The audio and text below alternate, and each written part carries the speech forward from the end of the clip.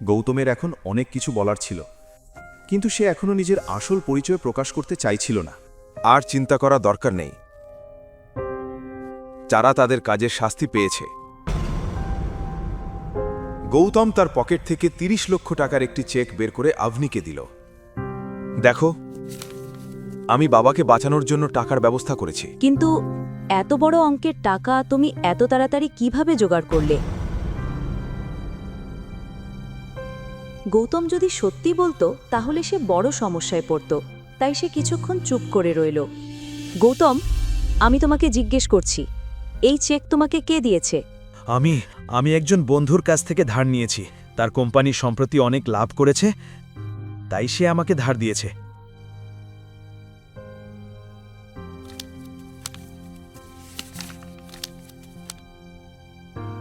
অবনি অবাক হয়ে চেকটার দিকে তাকিয়েছিল।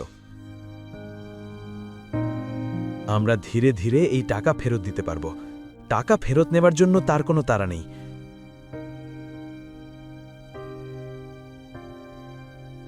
অবনি, আমাদের কাছে মাত্র ৪০ মিনিট আছে। আমাদের শোরুমে যেতে হবে, অন্যরা নিশ্চয়ই আমাদের জন্য অপেক্ষা করছে।